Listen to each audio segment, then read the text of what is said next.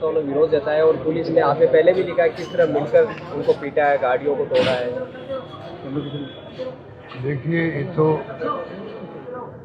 जो अभी मुझे ब्रीफ किया गया कि एचएम ने खुद ने किस प्रकार 20-22 लोगों ने को मिलके पीटा है और कितने जगह उसके चोट आई है, आपने देखा होगा। छिपे टाँके आए हैं, जगह जगह उसकी नींद बढ़ गई है। तो ये डेमोक्रेसी कैसे रहेगी यहाँ पर? अब इस प्रकार से विश्वविद्यालयों के अंदर अब इस प्रकार की शस्त्र पूजा करेंगे लोग, तो विरोध करना हमारा फर्ज बनता है विपक्ष के अंदर। तो पुलिस की मौजूदगी के अंदर जो पिटाई हुई है, पुलिस की मौजूदगी में पिटाई हुई है, उनकी देख रेख में हुई है, ये कहना चाहिए। और जिस प्रकार पुलिस ने खुद ने गाड़ियाँ तोड़ी है, मैंने खुद ने देखा वीडियो, मैंने ट्विटर पे डाला उसको, एक्स के अंदर, किस प्रकार पुलिस वाले एनएचयू कार्यकर्ताओं को गाड़ी में तोड़ रहे हैं और जो पिटाई करी है कि उनके पास डंडे होते हैं, आरएसएस के पास डंडे होते हैं। और जिस प्रकार की मुझे वर्णन किया गया है, वो डंडे कोई इसमें से लेके आए होंगे, ऐसा लगता है मुझे। और उसी प्रकार से पिटाई की गई है। उनको मालूम था कि विरोध करेंगे और उसी रूप में पिटाई देख रेख में हुई है, पुलिस की देख रेख में। और मैंने खुद ने बात की पुलिस कमिश्नर से, उन्होंने खुद ने कहा कि हम इनको दिखवा रहे हैं और कल 24 घंटे होते हैं, क्योंकि पहले इनको पेश करना था। कल शाम तक पेश नहीं किया। और 151 वाली धाराएं हैं, मैंने सुना है, उस केस को तो ख़त्म कर दिया, नई धाराएं लगा दी है जो नॉन बेलेबल है। तो क्या ये इससे दुश्मन है समाज के, समाज तत्व है? इन्होंने क्या कसूर किया कि आप नॉन बेलेबल धाराएं आरएसएस के दबाव में आके लगा रहे हैं? आरएसएस के दबाव में पुलिस काम कर रही है, आरएसएस के दबाव में मार पिटाई हो रही है, और ये एकदम चाल चरित्र चेहरा वाले लोग हैं। तो क्या आरएसएस बीजेपी का ये चाल चरित्र चेहरा है जो सबके सामने आ रहा है? क्या हो रहा है देश के अंदर, वो चिंता अलग लगी हुई है।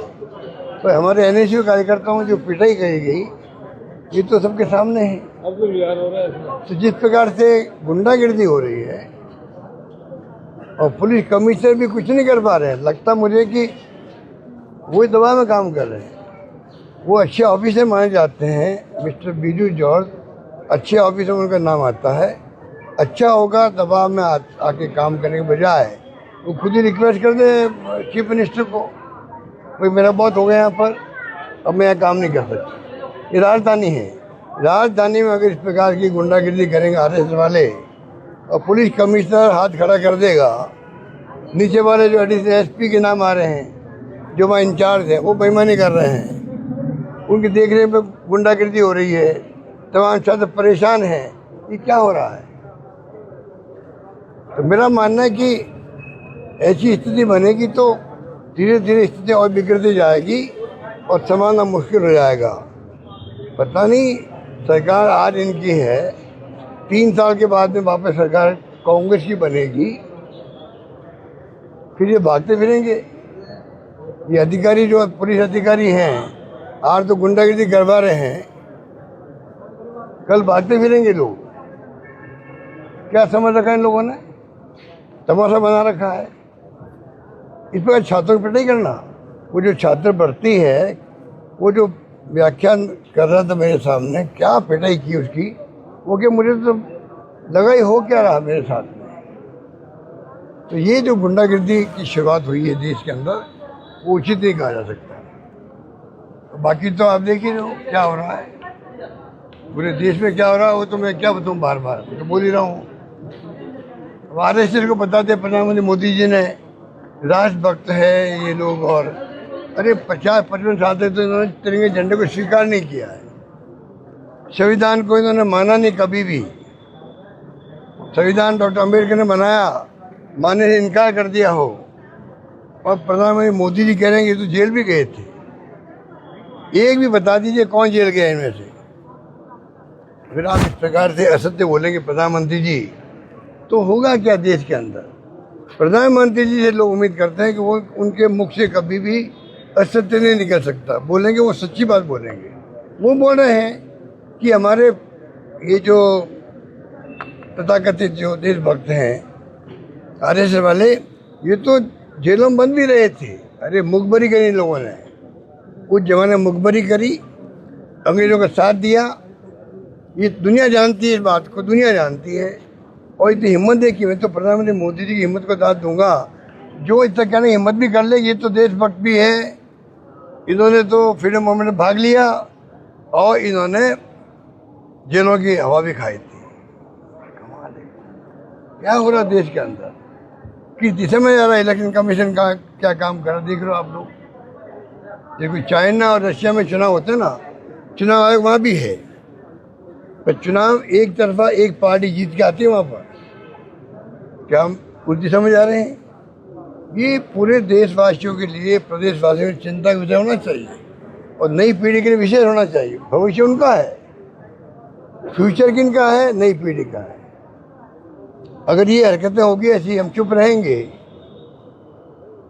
तो आप देख लीजिए कि आने वाले वक्त के हौसले बढ़ेंगे और पिटाई होगी, मारपीट होगी, गुंडागिर्दी होगी, खून खराबा होगा। ये इनका विश्वास हिंसा में है, हमारा विश्वास अहिंसा में है। महात्मा गांधी ने जो हमें सिखाया है, अहिंसा और शांति से बात करना, उस रास्ते में हम चलना चाहते हैं। और ये सत्ता में होने के बावजूद भी, सत्ता में ये लोग हैं, घमंड इनको है। उल्टा होना चाहिए, सत्ता में जो है उनको विद ह्यूमिलिटी, विद नम्रता के साथ में पेश आना चाहिए। विपक्षी पार्टियों के साथ में भी उनको चाहिए विद ह्यूमिलिटी बात करें, जिससे कि लगे डेमोक्रेसी में है। अगर डेमोक्रेसी में विपक्षी पार्टी विरोध नहीं करेगी, फिर डेमोक्रेसी कहाँ रहेगी। वो विपक्षी पार्टियों का विरोध भी, आलोचना जो है, उनको सहन नहीं कर पा रहे हैं, फिर काय की डेमोक्रेसी रहेगी। युवा पीढ़ी में आह्वान करना चाहूँगा, सो चिंतन करें, मनन करें, कौन सही है कौन गलत है, इसका फैसला करें, तब जाके देश बचेगा, देश की डेमोक्रेसी बचेगी।